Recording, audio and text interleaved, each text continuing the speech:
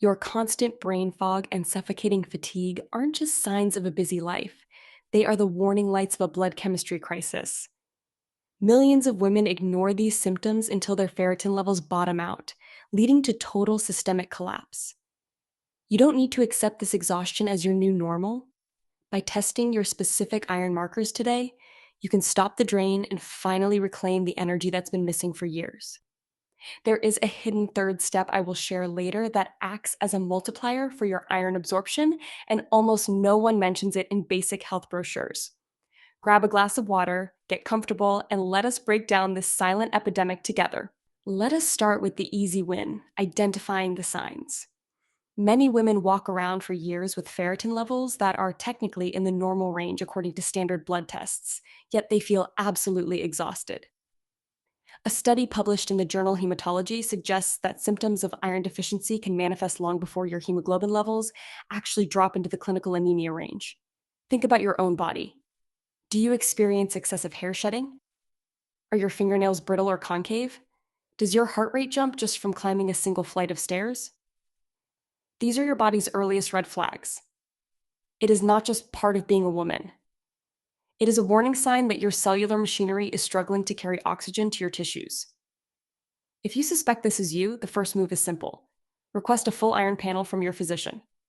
Do not just ask for a basic hemoglobin check. Ask specifically for a ferritin test. Ferritin is the protein that stores your iron. If your ferritin is below 30 nanograms per milliliter, you are functionally deficient, even if your doctor says your results are normal. I remember a friend named Sarah who dealt with chronic fatigue for 3 years. She went to 3 different practitioners who told her she was fine because her red blood cells looked healthy.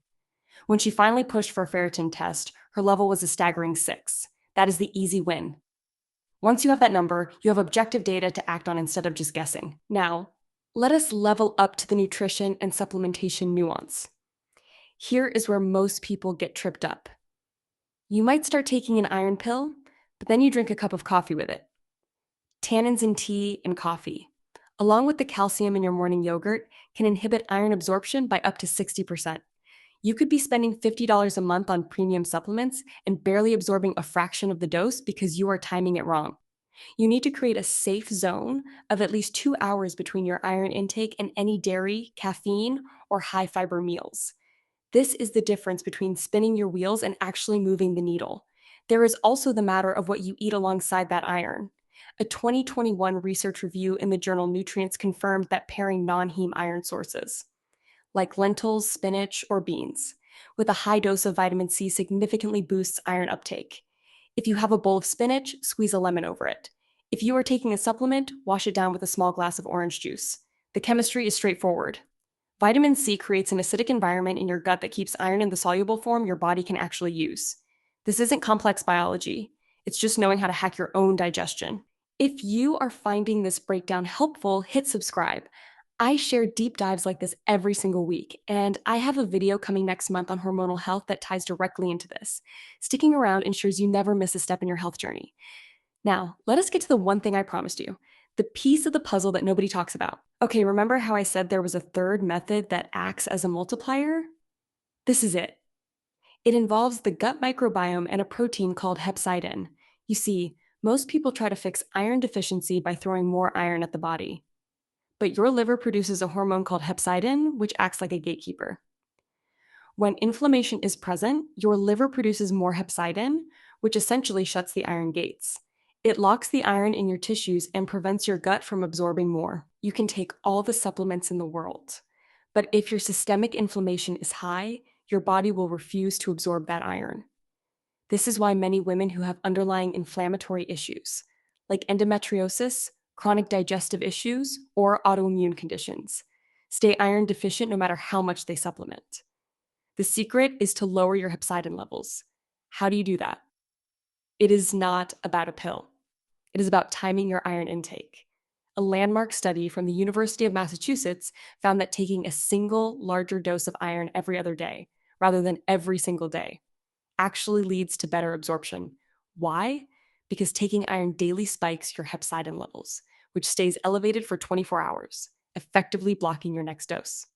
By spacing it out, you give your hepcidin levels a chance to crash back down, allowing your body to open the gates again for the next dose. Let that sink in for a moment. Most medical advice suggests a daily pill, but that very frequency is likely what is keeping your iron low. By switching to an every other day protocol, you can potentially increase your net absorption while reducing the unpleasant side effects like nausea or stomach pain, which are so common with high frequency iron supplementation. This one shift in strategy is arguably more powerful than any brand of supplement you could buy. It works with your physiology instead of fighting against it. So, there you have it. We covered the early signs, the essential timing tricks for your daily habits, and the physiological secret of managing hepcidin through alternate day dosing. Iron deficiency is a quiet thief, but it does not have to steal your energy for another day.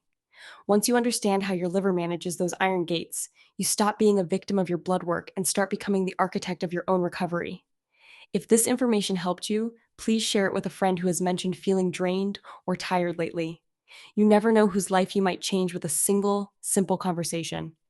Subscribe so you don't miss the follow up on how inflammation impacts your overall hormonal balance, which is coming up very soon. Keep listening to your body. You are the expert on your own life. See you in the next one.